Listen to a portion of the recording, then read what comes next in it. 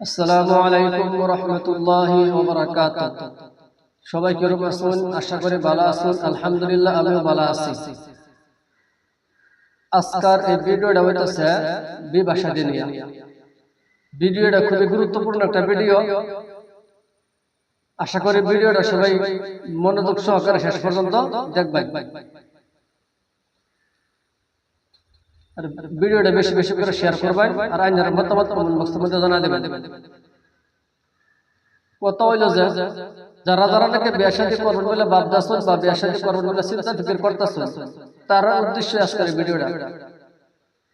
দেখুন, বিয়ে শাদীর সময় হলে বিয়ে শাদী করুন না, বউ এটা স্বাভাবিক।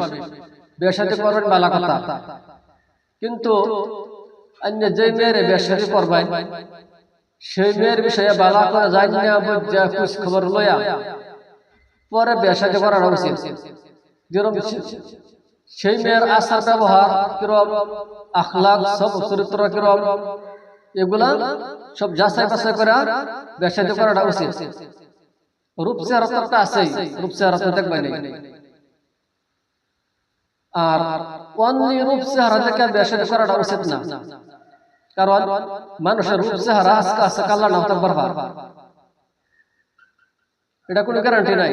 রূপ চেহারা আজকে আছে কাল্লা নাও থাকবার ভার, এটা কোনো গ্যারান্টি নাই।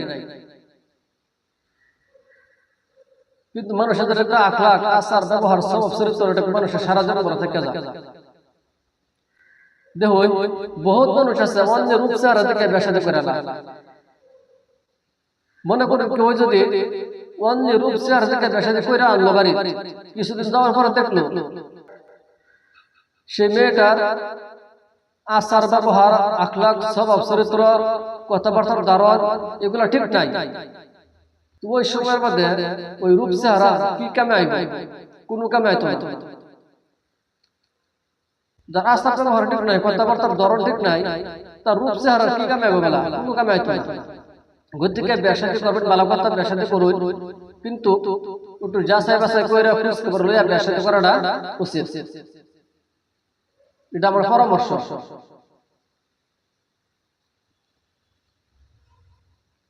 ভিডিওটা কিরকম হয়েছে সবাই আপনার মতামত গুলো কমেন্ট বক্সের মধ্যে জানা দিবেন, আর ভিডিওটা বেশি বেশি করে শেয়ার করবেন।